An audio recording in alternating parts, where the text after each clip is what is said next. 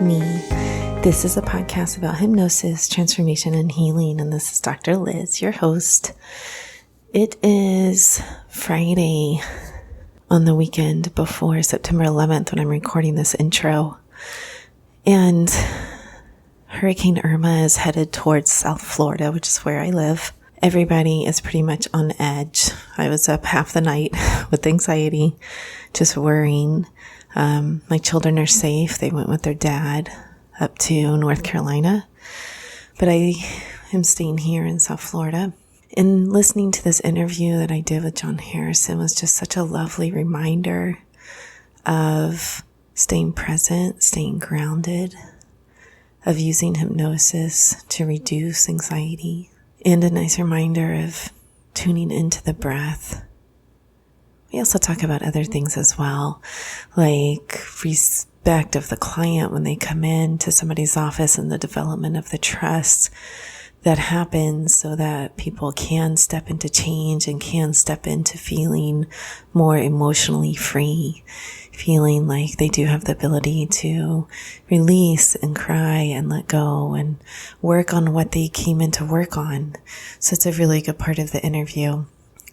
I did want to just take a moment of silence here in remembrance of September 11th. So I'm going to do that and then we'll jump into the interview.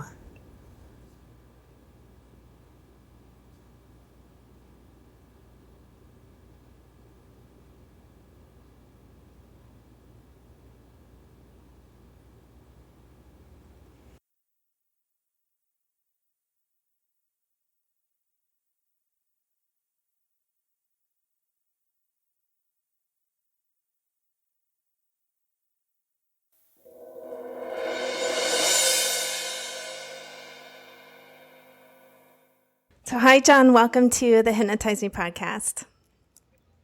Hey, Elizabeth. Thanks for having me. Let's jump in with the question that I ask all my guests, which is, what was your first experience with hypnosis? Well, I'm thinking it was 2009. It's been a few years, and it was with a colleague of mine. He was telling me about his certification. He was getting certified in hypnosis. And he said, would you go up for some regression work? And I said, yeah, sure. So we set up the time and met him at his office. And we went from there. It was just really interesting experience because it really shown me some things about hypnosis that I didn't know. And then also kind of shot down a lot of fallacies that I thought about what that process was like. So it was kind of a dual experience for me. So it was really cool, though. So what did it teach you that you didn't know? Well, I'm sure you've talked to a lot of people, or maybe you yourself have thought this before, where you see things on TV or you see the shows where people are getting hypnotized on stage. Mm-hmm. And so I'm thinking, am I going to be unconscious? Am I going to remember this? Even though I asked him all these questions beforehand, and he said, yeah, you're going to be aware and you're going to remember. So what I had discovered was that I was very much intact, but there was a filter missing. It was kind of like my busy mind, I think, was probably the best way to put it. And that's the first few things that I noticed. Whether that was gone, that busy mind was gone. Oh, okay, gotcha. The busy mind was gone. So that's what you see as a filter, like that busy mind constantly filtering everything out.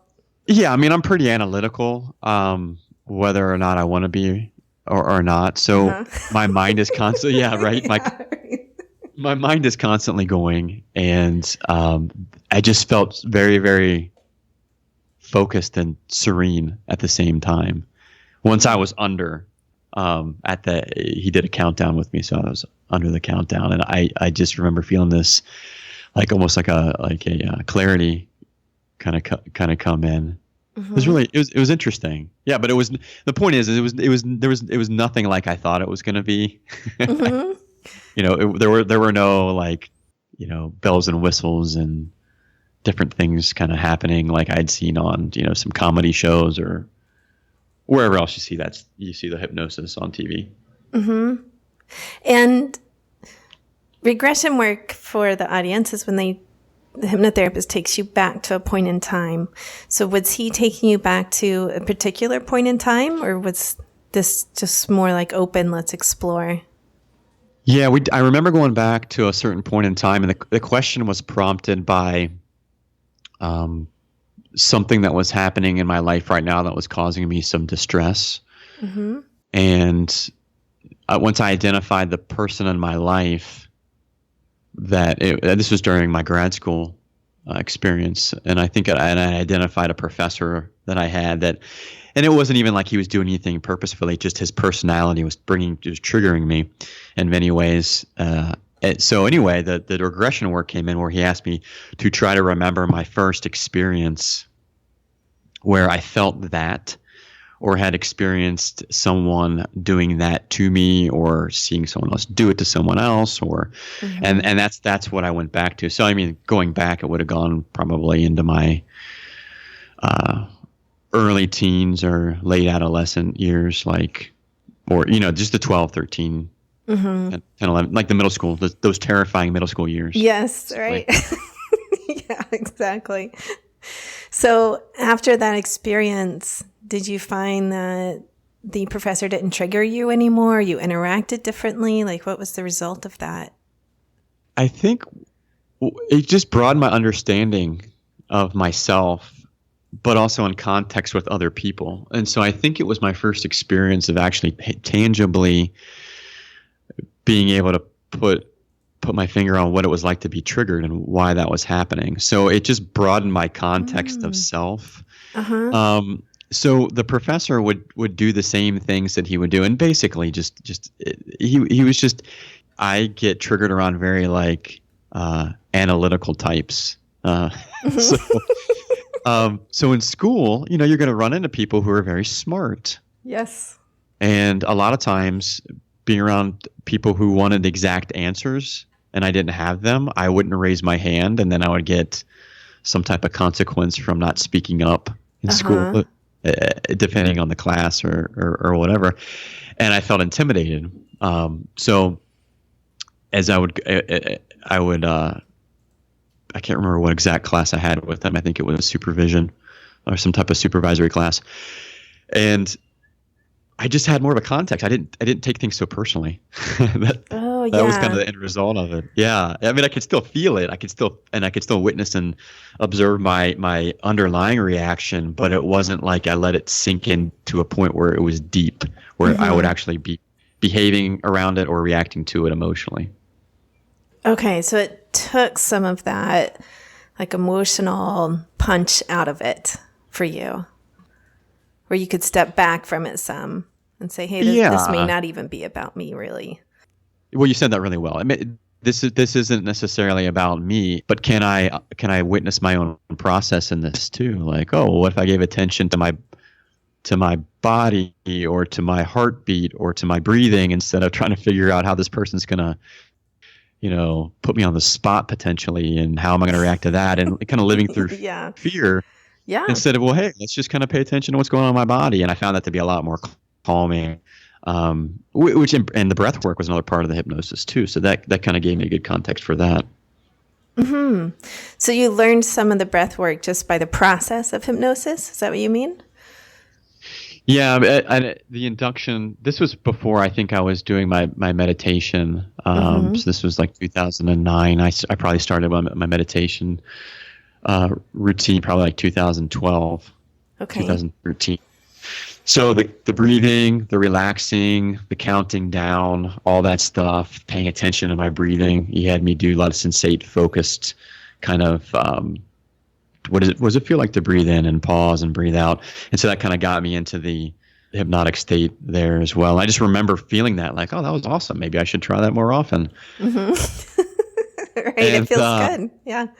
Yeah, no, it was great. And he did another technique with me that I really liked. He had me recall a part of myself, or try to get in touch with a part of myself that was very much grounded and strong and comforting.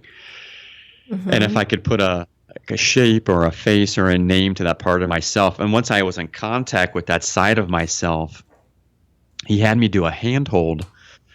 So I clasped my hands a certain way, and I can't really demonstrate it here because I can't do it through audio, but I had like kind of interlocked my fingers, and that mind-body association then I would then use to try to bring another like sense of calmness or groundedness to me when I was feeling unnerved or anxious or whatever the case might be. So I was doing that in combination with my breathing.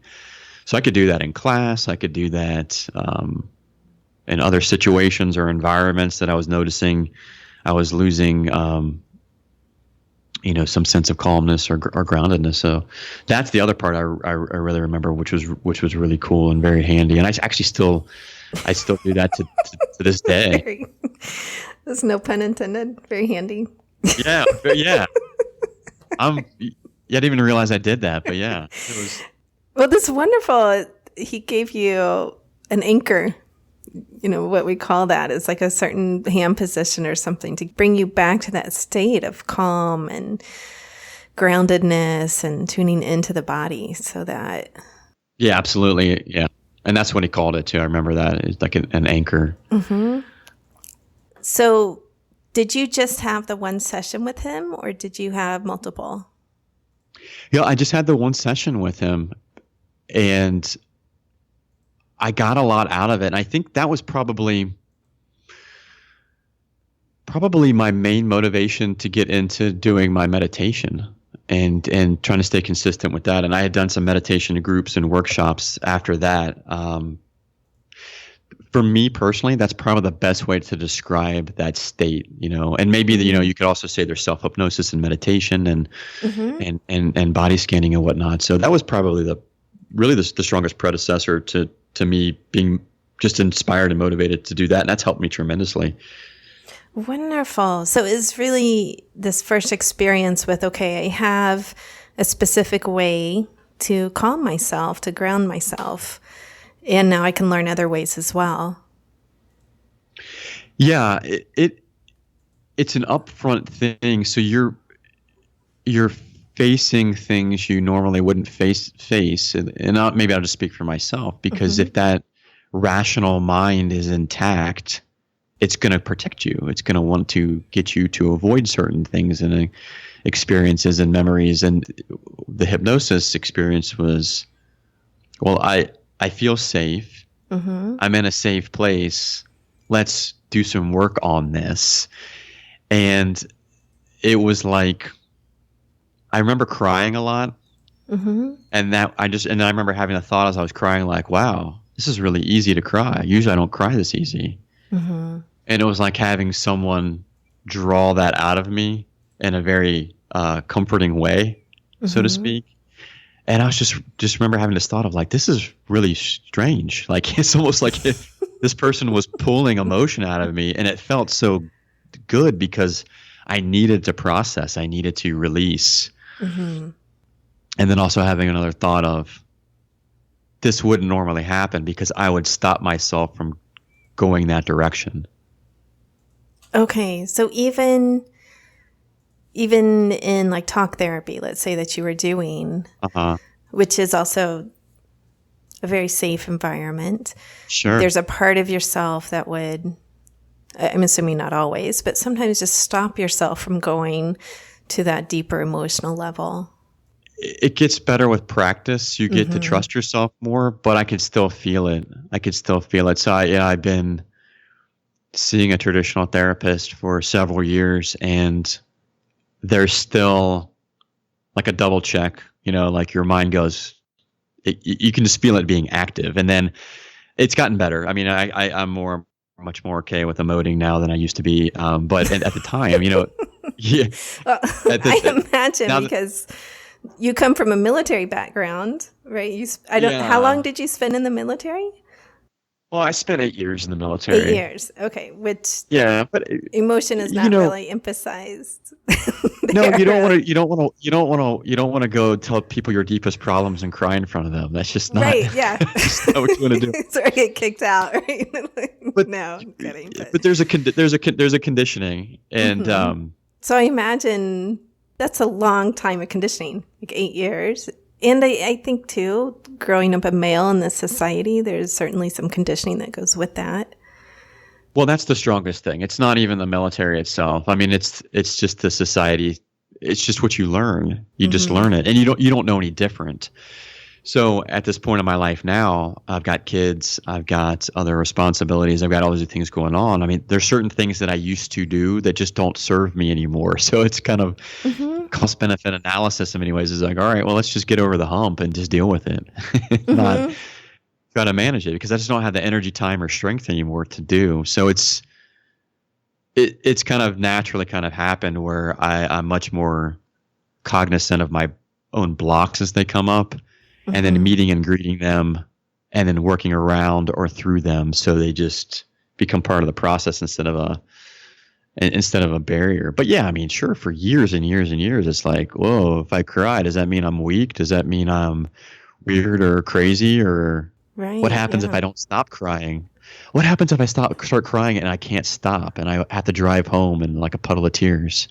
Like these thoughts that go through my head. Yes, in many people's head, that's a big fear that people have. If I start crying, I can't stop. It's not going to stop. I'm just going to go and go and go. Yeah, well, it's a loss of control or the fear thereof. And so, I do think that's normal. One of the first things I noticed in the hypnosis that I did, that I've been talking about, was that I was nervous, even though I didn't really have a reason to be nervous. And I knew that, but as he began to count down, I began to feel more and more anxiety. And my mind was saying, "Why are you anxious?" And my body's tensing. Like I'm feeling like almost panic, And I say that, and I don't know if that's a normal response, or maybe that was just my response. But when he got to like 4 or 5 on the countdown of 10, it just totally lifted, and I felt this release, and then I felt more peace and calm and centeredness. But for sure, some level of my being was fighting the loss of control, because I was about to give it up. Oh, interesting. I was about to say, hey, you can have me and my emotions, and let's just see what happens. And that was terrifying to some part of my being. Uh-huh. My body really reacted to it. So, yeah. And I do find that with some people that sometimes they can't get past that hump. It's like, no, it's too threatening to release some of that control. And too intense, yeah. Yes, it's too intense. The vast majority of them can, because there's a process before that where they decide, okay, this is going to be helpful, and I'm going to call somebody, and I'm going to check them out. And, there's a whole process before they even come in your office. Sure. This is maybe what it's like, but sometimes it's still a process of, all right, you've never done this before. Let's go into it and see what it's like for you. Generally, they can overcome it, but occasionally someone needs some, what I call practice sessions, quote unquote. Like, let's just do brief practice here and see what happens. And then you get to be more comfortable with it. And then perhaps the next time you can feel more comfortable letting go of that control. So that's fascinating to hear you talk about it. Like as it was going on, like, oh my gosh, here we go. It was fascinating after the fact. It wasn't fascinating in the moment. It was terrifying. Right? But really, being on the other side of that experience, and being on the other side during my own therapy, it's really helped broaden my understanding of the process in its total. And I remember that experience of trying to let it give up control, and that helps me greater relate to my clients, so I understand them, so that I know, hey, this might seem easy to me. I do this all day long, or I talk to people all day long, or I listen to their problems, be it normal, average, weird, or crazy, or whatever you want to term it. But to this person and this very moment, it's their stuff. And like, it can be very, very scary for them to want to give in and release some control of that to share. So I just have to remember that, because like you had mentioned, that's a big part of the process for a lot of people, and just work with them at their pace. It's always got to go at their pace when they're ready, give them a little bit of a nudge when they need to, and, just kind of see where it goes from there. Yes, agreed. And it's very much a part of the process of regular/traditional psychotherapy.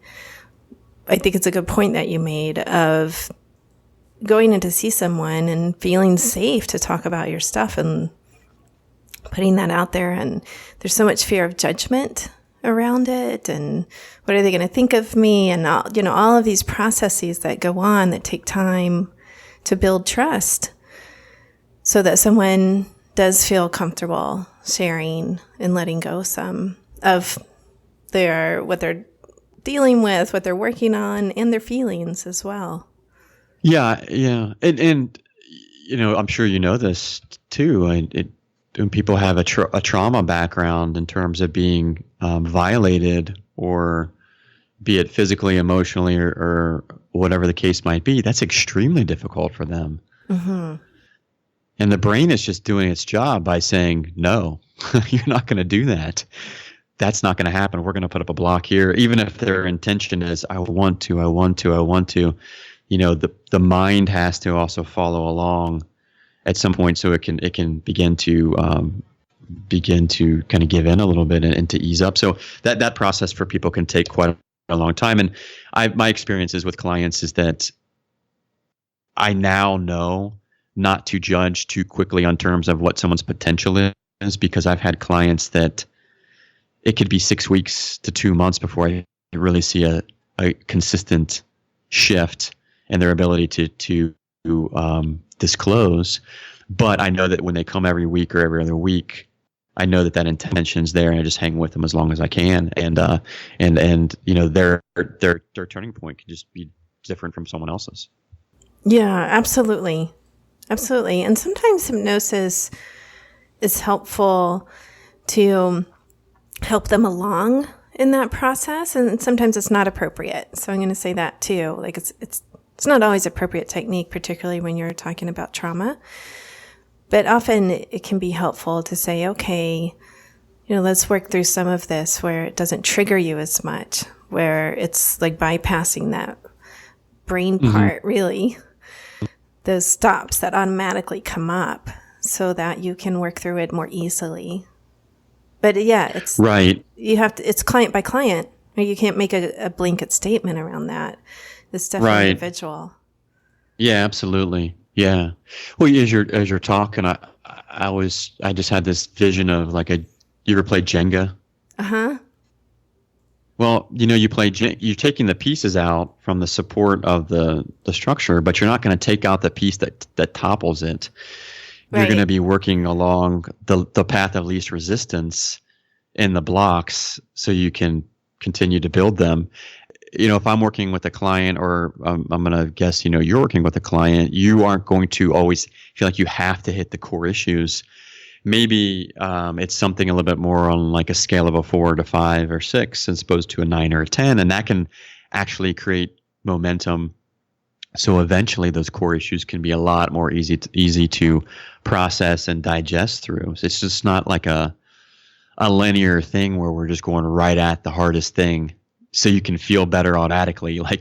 We need to take our time and be diligent about what we're actually doing to help the person do it as, I say painless, but as with the least potential repercussions as possible. Oh yeah, definitely. It's a much larger noise if you topple the Jenga tower on the first time or two, right? Yeah, totally. It's big versus and plus you just feel bad. You do. Yeah. You feel bad because the game's over too soon, and you're like, oh look, now we have to. Right. Now we have to start over. Yeah. So definitely, you're not taking out those bottom pieces that are going to make the whole thing crash down, right? And step by step. Absolutely. And I got a sense of that with my with my friend who was doing the regression work with me. He had asked me to do something. I think it was some type of release of. He'd asked me to maybe like release some resentment or some anger towards a specific individual, and I just wasn't ready. Mm-hmm. And he asked me a few times, and he said, "Okay, well, it's just not time yet. That's okay." And I just remember being really, really appreciative of him giving me the permission to be like, "Yeah, it is okay. I don't have to like forgive right now if I don't want to." And that just for me built more trust into the whole process. So then now I feel a bit more relaxed. I feel a bit more in control. And then maybe the next thing we talk about as we concluded the session went a little bit more smoothly, just because he gave me the permission to just be how I needed to be in the moment.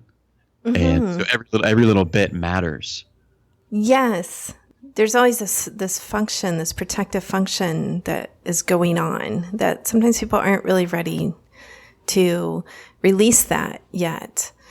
They're not, or they don't have the skills to replace that sometimes. I was at a hypnosis conference where someone was brave enough to say that they smoke, right, in front of a room of like full of certified hypnotherapists, right, which is unusual. So he goes up to the front. He's like, "Well, do you want to work on that?" The presenter, and the guy says yes. And he was very respectful of him. And it did come down to like, "Are you ready to give this up yet?" And he said, "No, I'm really not." Like, it still served a function for him. So he got to work on it some. I'm imagining that he decreased his usage some because that he was ready to do. He wasn't quite ready to give up the whole endeavor yet. So it's a similar process. It's always very respectful of perhaps you're ready, perhaps you're not, but you get to decide that. Like me, the hypnotherapist, I'm not deciding that for you. You get to do that. And that's the same in traditional talk therapy as well. Yeah, that's a really great example. That's so healing. I mean, it's really goes counter to a lot of what goes on in our own minds, or can go on in our minds. The dialogue of, well, you have to, you should, you ought to, yes, you need to, and to be given permission to say, you're okay right where you're at, and when you're ready, you can choose. Yeah. That's so healing just to hear someone else give you that, because until you learn how to do it for yourself, we really do as individuals, we need to have other people model that for us and in some ways give us that permission. I remember, working with my therapist on those issues, and it just feels so nice to hear. It's very, very impactful. Yes. And we don't always get modeled that. And I think part of that too is you're changing so much as a child, as a teen, growing up, that often there is a sense of like, oh my gosh, you have to do this, or you should do that, or, all of those messages that we get when we're younger and when we're older too. Like how many, advertisements to stop smoking say you should, right? Like I haven't never seen one that says, when you're ready. Yeah, then, no, it's when you're ready, then it will happen for you. Like never, right? So no, it's always stop being a dirty bum and quit smoking, and exactly join the rest of society. Right, right. Or you should set goals, or you should do this, or all of that kind of language that doesn't come into a therapist's office often. Generally the therapist's office is, you're okay where you are. Let's see how we can help you feel better when you're ready, and work through things when you're ready, and we'll go at your pace. Hypnosis is the same way. Right. Yeah, I totally agree with that. That's so well put. Yeah. I like the smoking analogy a lot. That's cool. Yeah. We're coming to the end of our time here, but I did want people to know about your podcast because I love your podcast, and I think it's just so needed in the world. Yeah, absolutely. So the True Calling Project is a podcast. It's available on iTunes, Stitcher, all the the normal kind of podcast players you can find, and those being the main two. And you can also find it on my website at lifemadeconscious.com. There's a category there for the podcast itself, True Calling Project, and the podcast. It's I think we started our projects around the same time. Elizabeth. I'm pretty sure we did. And so it's coming up on a year. And basically, the content is around interviewing guests and experts and other people talking about their life aspirations and their passions. And also, it's just basically how can we change the world by doing the things we love to do? And how can we make an impact by allowing ourselves to fully express, and whether that's through career or through some type of hobby or whatever it is that you feel like you need to do for you, and also understand that you're having a real impact on the world and changing the world when you do that. Yeah, absolutely. Yeah, when there's a connected sense of meaning, when you are following your true calling, whether that's hobby or work, then it's definitely an impact on the world around you. Sure. And if you could get paid for it, then you've really probably hit that blissful zone, right? Yeah, most of the time. Right? Absolutely. Yeah, right. Most of the time. Yeah. Can people find you at that website if they'd like to work with you in Cincinnati? You're outside of Cincinnati or right in Cincinnati? Yeah, I'm like maybe 10 minutes away from downtown. So yeah, I'm in Cincinnati, Ohio, lifemidconscious.com, and you can send me an email, or you find other information about my practice there. Well, thank you so much for being here. I appreciate your time. Oh, it's been fun. It's been great talking with you, and I really appreciate you having me on.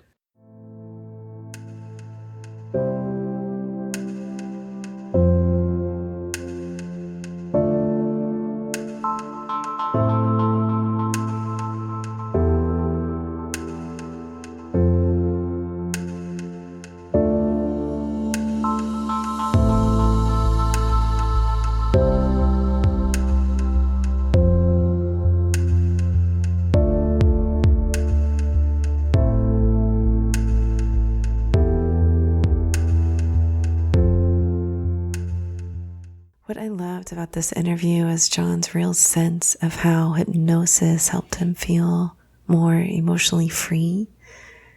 And also the discussion around readiness to change. Not everybody is ready to change at every moment, right? We sometimes have this fantasy that we're going to step into hypnosis or therapy and boom, everything's going to be fixed and gone. But we know that it doesn't always happen that way. Occasionally that happens, but it's often a process of feeling more comfortable, of developing trust, of trusting even yourself to be able to express yourself and your feelings, and having that accepted by the therapist or the hypnotherapist. So I thought that was a lovely part of the interview, as well as the discussion around how hypnosis helped him feel more centered and more expressive in his life. So I hope you really enjoyed that. I don't know what's going to happen in the next couple of weeks. I may be out of power for several weeks in South Florida. And so there may be a little break in the podcast, but I will be back to it as soon as I can be. So be well, people. Peace.